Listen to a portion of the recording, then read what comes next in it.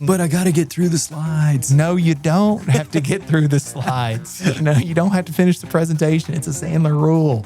Live to fight another day. The most important upfront contract in team selling is the one between the members of the selling team. Yeah. And so you got to have the time to do that. It starts with that pre-call plan. You think about the investment, time investment, financial investment that it goes into bringing a selling team together. And you just then decided who was going to play what instruments in the orchestra, so to speak. That's pretty scary. If you get too many people in the room, somebody just sits over there and becomes a bobblehead. And they just kind of nod their head and agree with whatever's going on. They never really get to talk. And everybody's like, why are they, even the buyer's like, what are you doing here?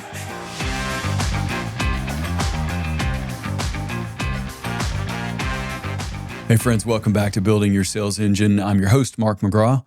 Today, I am going to sit down with Mr. Josh Pitchford, and we're going to share some tactics, some strategies, and some ideas around team selling. Like when you get multiple people in on a sales call together, how do you control the chaos, and how do you make that the most productive and effective meeting you possibly can if you're managing that type of sales situation? So let's dive in with Josh. Hello, Mr. Pitchford. Hello, Mr. McGraw. Good stuff today. I'm looking forward to this one. It seems team selling becomes more and more something every single day. Yeah. It's I always kid around. You might get to go sell it, but rarely do you get to go produce the widget like we do, right? We get to prospect, sell, and train, but there as client after client always is coming to us and saying, "Hey, we got more than just us in the room." Yeah. Anything of any scale is that way. So I'm looking forward to the team selling topic today. And so many people have to do this and need to do it and should do it. And that it is bringing other people with you on sales calls. And one thing that we've seen recently is some Gong data that shows that when you bring, for example, your people that are going to do the project management or the implementation or your client success or your account managers, if you bring those people into the sales call before the close rates go up considerably. I want to say it was like 120%. We'll check the numbers, but it was a significant increase when you bring other people into the room. Could be a technical person, could be executive, all these different roles. And how do you best manage that? Because it can get out of control very, very quickly if we're not careful. Yeah, there's hey, I need to bring the fleet, so to speak. And I love that term. It's like, hey, there's so many buyers now because of, and we'll let people figure out what CYA stands for. And so there's a lot more buyers involved and a lot more fingerprints. So they've got more buyers on the buyer side. So that seeking of balance in, any kind of interaction is something that sellers need to be thinking about. I got to bring more people than myself. I don't need to put myself on an episode of Shark Tank where, I'm trying out in front of all these people, and we need to have that sense of balance. Something you said a moment ago really made me think that great salespeople, a lot of the times they're great because they have this sense of ownership, and they may have their company's name on their business card, but they may have, say, Josh Pitchford LLC is really what they do. The problem is that same mindset will sometimes keep them more isolated, and they don't want to involve others. But sometimes it's due to the fear of that chaos. And so what I'm hoping we'll unpack a little bit here today is what are some of those things that we can do to build confidence and conviction going into a team selling that we know how to manage the chaos through the conversation. Because I think you bring up a really good point, and that is that people don't bring others in because they feel like they're going to lose control over the sales call. And there's things that you can do as a seller to prevent that from happening. Actually, I'm going to retract what I just said to minimize the chance of it happening. Because I think, I certainly have been in this situation pre-Sandler, and a lot of our clients is that even with some of the things that we'll talk about today, it's still, you get somebody in a room together and that person's a very technical person and they're a technical support person, they want to talk. And with all of the right constraints up front as possible, even still, sometimes it can come off the rails a little bit, but we can minimize the chances of that happening if we take some steps. So, yeah, I mean, you're absolutely right. And it's not just the technical people. Some people, when they get in the room and they're so in love with what they do. Yeah. And so, well, let's look at, okay, what can we do to minimize it, or, going into it, what can we do? What are some of the things that we should do? And then if it does happen, is there anything we can do? Open to that? I'm going to throw one of them out. Sure. And you touched on it a minute ago, and that is the balance of people in the room. I think that as a sales executive and you're making decisions to bring other people into the room, I think you do need to think about bringing people in. Don't bring too many in. No doubt. I've seen this happen before too, especially larger companies. They bring the fleet and they overwhelm the buyer. Oh yeah. And so I genuinely think that you should have one or two fewer people than your buyer has on their side. So if there's 4 people that are going to be on the customer side, maybe 2's okay on your team. But I don't know that having 5 or 6 people on the selling side, if there's 4 on the buyer side, that becomes too much. And you got to keep some people out of the room and bring in the right people as well. Sure. And, we do a lot of work on larger enterprise stuff sometimes, and they tend to have a tendency to bring the fleet. There's a lot of people there. One of the things I'm always coaching people up on is you got to be able to justify why they're there. Because to your point, if you get too many people in the room, somebody just sits over there and becomes a bobblehead, and they just kind of nod their head and agree with whatever's going on. They never really get to talk, and everybody's like, why are they, even the buyer's like, yeah, what are you doing here? And so don't bring them just to bring them, just in case. They have got to have a role in the room. You can't have them there. Well, bring Sally along just in case they bask about that. That's not a good enough reason.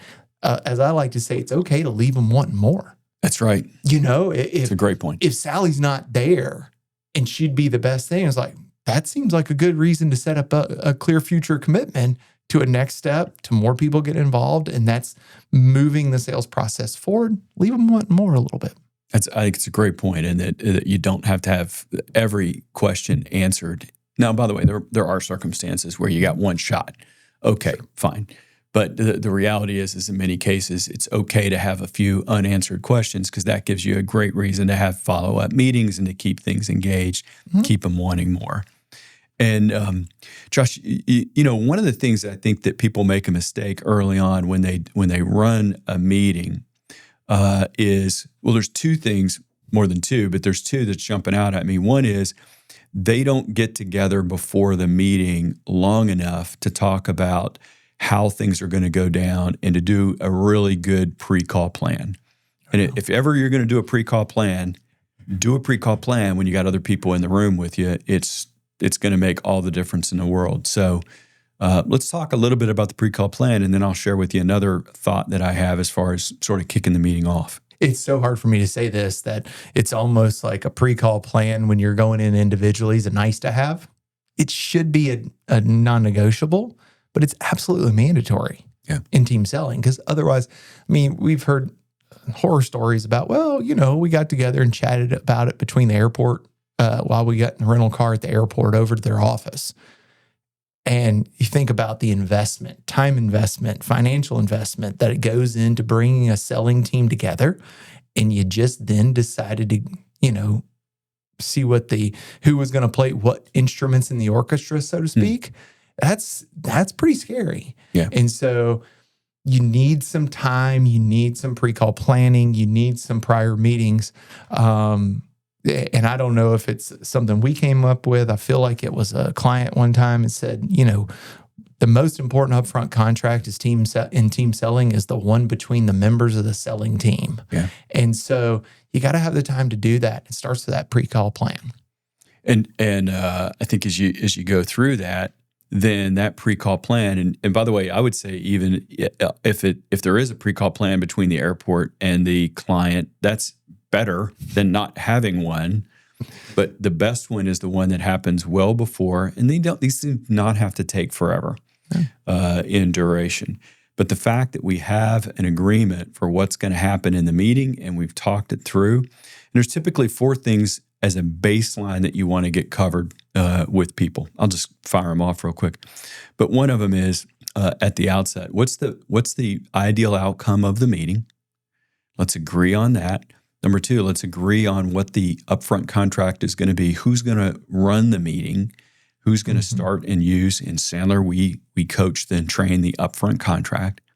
Number 3 is, what 3 questions are we likely to be asked by the buyer, and who's going to answer them, and how are we going to answer them?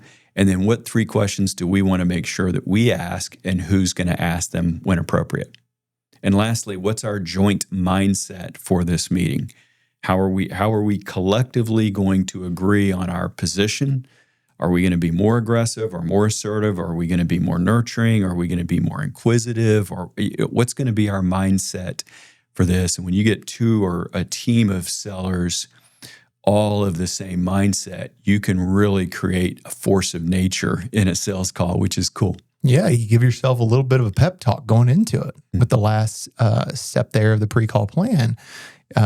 There might be some people going in there that, you're talking about being more aggressive, and assertive and all those things. That's also a place where everybody agrees that we're here to move this thing forward, that we're not here to just, get to know them, build a relationship, which are all great things, but it's kind of a waste of an opportunity if that's all we come out with. It's like, oh, they've got to know us. We've got to know them. We're going to follow back up with them. That's a huge waste of time, energy, and effort. Yeah. And so that also helps everybody get on the same page of what success looks like coming out of this.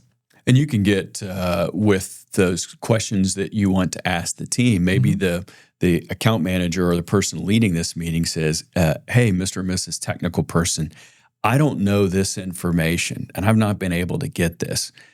At the right time, could you ask a question around, for example, competition or others' solutions that they're looking at? And sometimes other people are better suited to ask questions and get answers than the salesperson is. And so I want the salesperson to look at themselves as the quarterback on that particular call. And they're not playing all the positions in the game, but they're directing and telling the other participants in that meeting what they should be thinking about and what they should be doing. No doubt about it. Now, we use that term a lot. You got to be the quarterback in the sales call. You own it as the person that it's your account, it's your deal.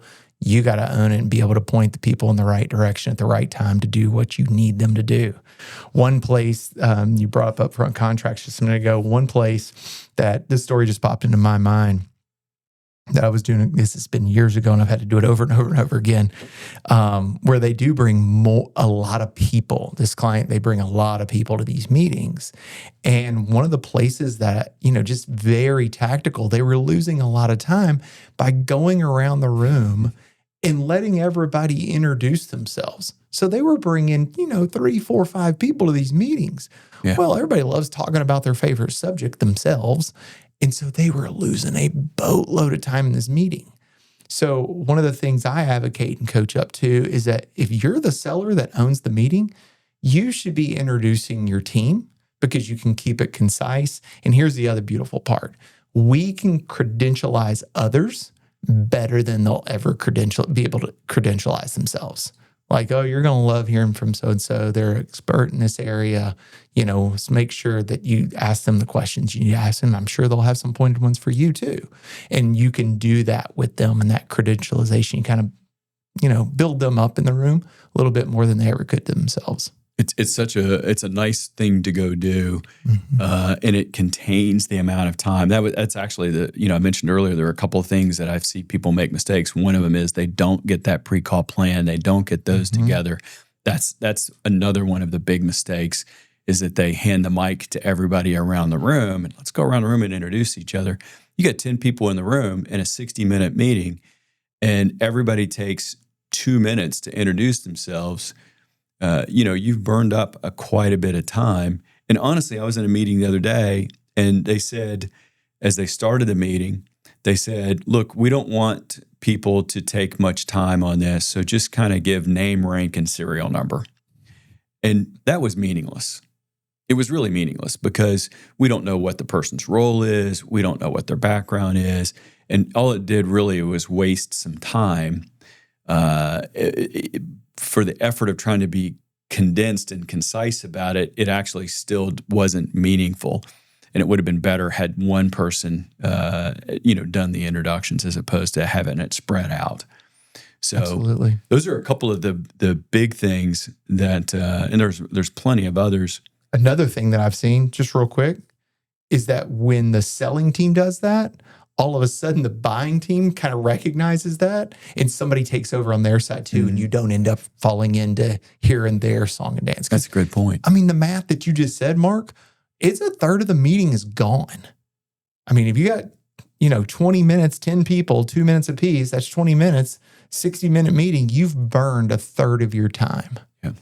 And that's another thing, and I know we're going to talk about it, and maybe it's as good time as any, is, maintaining a good quarterback knows what the play clock and knows what the game clock says. Time checks. You've got to have that as part of your upfront contract as well. Any thoughts there around how a good QB in the sales call maintains time checks? Well, first off, they're going to ask at the beginning of the meeting, does anybody need to leave before the appointed time? That's part of the upfront contract. And on the buyer's side of things, if the seller doesn't ask that question, then it's not uncommon, whether the seller asks or not, it's not uncommon that somebody on the buying team needs to leave the meeting before, and it's always the decision maker and the influencer. Never fails. So let's find out how that is, and us as sellers be flexible enough that we can shape the content of the meeting so that we serve the needs of the person who might need to leave early. And when you figure that out and that, now we're doing a time check right there. And that's an easy thing for people to miss. Another one that I think on the other end of the meeting is making sure that there's enough time to wrap the meeting. And as I call it, land the plane. The metaphor that I often use is that if you're on an airplane and you're at 30,000 feet, they don't put you on the tarmac in 3 seconds. Okay, but that's how a lot of meetings end.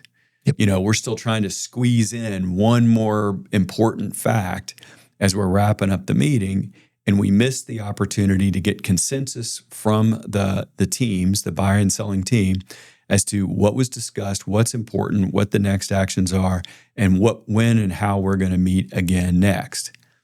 And so if we don't, as the quarterback, as the leader of that meeting, aren't watching the clock and knowing that you need 10 minutes worth of time to start landing the plane. And it's like the stewardess comes on or the flight attendant comes on and says, hey, we're cleared for landing. We'll be landing in 15 minutes. Put up your tray tables. They get you ready. Yeah. And they start to signal that we're going to land. And as a good quarterback, we need to do that as well in the meeting so that we're signaling that we need to start wrapping up, such that we can start to collect our next steps before we squander that opportunity. No doubt. I love what you said there, that sellers and, even when you're bringing in subject matter experts, they try to squeeze in one more thing. Don't do it. Don't do it. Just hold yourself back. Yeah. Don't do that. But I got to get through the slides. No, you don't have to get through the slides. You don't have to finish the presentation. It's a Sandler rule. Just live to fight another day. Yeah. It's a great excuse to have something left over hey, it sounds like that we still have more to talk about. Let's get another time together. It makes it so much easier, and those that are always in, we're in the middle of the meeting here. And so you started alluding to, how do we best land the plane? The flight attendant makes the overhead in-cabin announcements. Everybody's heard them before, return your tray tables to their upright and locked positions. That's what you're doing. But also being able to, at the right time, how do you gently interrupt somebody?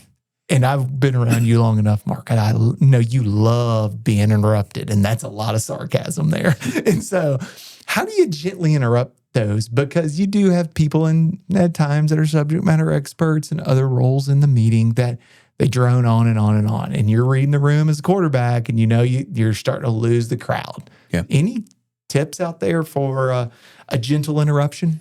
Well, I'm going to go upstream of that actually, and I'm going to start with that has to be part of the pre-call plan, and saying to the people that are in the room is hey, we need to keep our answers tight. And if at some point in the answer I feel like we're going long, I think is it cool if everybody if you see me, like scratch my ear or reach up for my ear or do something like this, I would like you to know that that's my signal, is like start ramping down on the answer to the question because the answer might be going too long. Sure. But you got to have some signals on the front end. Another way to go do that too is that if somebody is going on a little bit too long, maybe like I am right now, is if you're over Zoom, yeah, Josh is giving me the signal, is if you're in over Zoom or Teams or whatever the platform is, have another channel of communication outside of the platform. So for example, if you're using Teams, you have a text thread where everybody's agreeing over here, that you're going to keep that up and you're going to keep an eye on a text thread. Or if you're using Zoom, you've got Teams over here.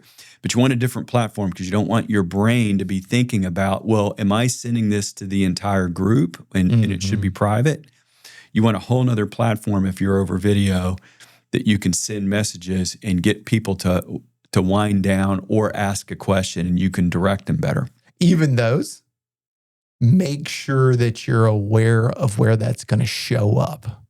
The other day I was in a personal meeting and had 3 people on their side, and one of the leaders in that meeting had a great thought and he sent it to his team, the other 2 people on, and it popped up as a pop-up on the screen that was being shared. Nice. So you got to know the technology side of things. We're doing a lot of virtual selling in 2026. And so you got to know how this works. So if you're only getting, text messages on your phone, make sure those aren't, if you're using Mac, it's not popping up as an iMessage on the screen. Just a tip of advice to pay attention to those things. And so many of the things that we're talking about that make this thing go well all have to do with the preparation of going into and getting agreements and knowing how we're going to set this thing up for success. Absolutely. And I think one of the biggest things that we need to make sure of before we start the meeting, we agree on who's going to be that quarterback, who's going to be the captain, who's going to run this meeting, and that everybody needs to look at them to lead. Absolutely. And I have to say this. I have talked, and this is counsel, if you will, to salespeople. I've seen so many salespeople who bring in an executive, a C-suite person, which is an awesome thing to do at the right time. And they expect that the C-suite person's going to run the meeting based on rank. And they'll abdicate, if you will, their quarterback or their team lead position. And that is a wrong thing to do. Have the conversation with the C-suite person and ask, do you want me to run the meeting or do you want to run the meeting?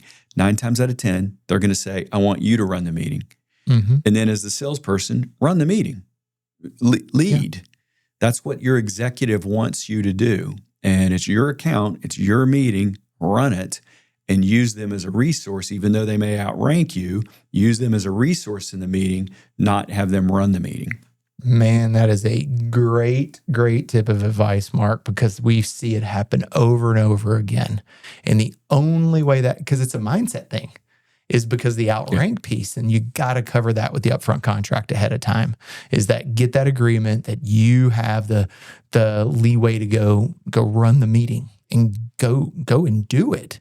So I'm so glad that came up, So a lot of pre-call planning goes into this, getting everybody on the same page.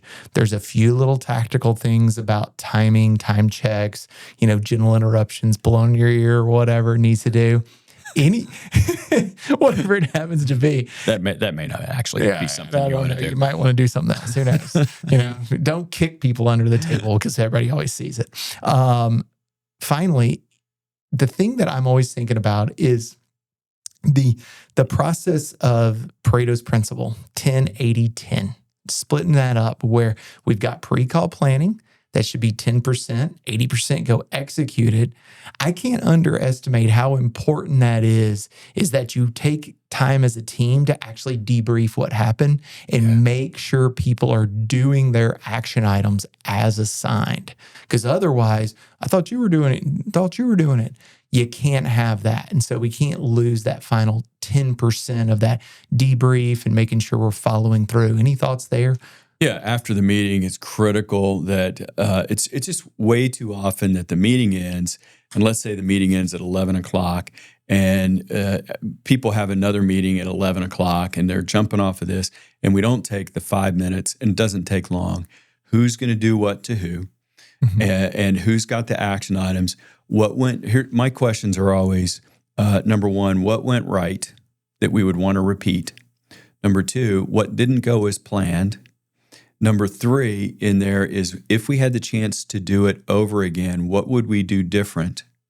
And the thing that everybody misses to me is number four, which is, where are we going to capture that information such that the next time we're in this situation, we'll remember our lessons learned, and we're not going to trust our memory to what we're going to go do. So we got to find a place to capture it that's convenient for the next time you're going to be in a meeting.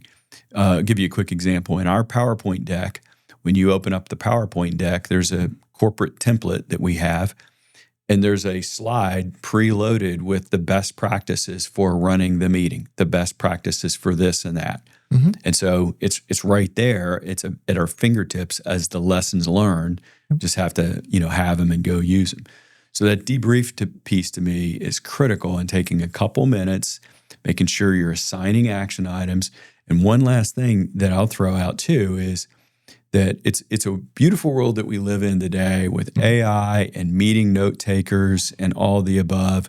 So it's going to do a great job of that, but you still need to make sure that the action items are assigned out to who they need to be. No doubt. No doubt. Don't abdicate your responsibility in that area either. So all great stuff, man. There's so much that goes into it. There's a little bit more complexity, but it gets a lot more simple when you systematize what you do before, during, and after any kind of team selling event. Yeah, so it's a good list of topics, and probably an episode that people could listen to over and over as they're doing team selling, because it's easy to forget these things. It's easy to drop them off. So as always, Josh, thank you. Thank you for having me. This is great. Appreciate it. Hey, folks, I hope you found today's episode extremely valuable on team selling. If you would like to get a handout from us on a checklist of how do you make sure that you have a checklist for a team selling opportunity, send us a note. There'll be a link over here in the show notes for you to be able to download our team selling checklist. Go grab that over there, and we'll see you on the next episode.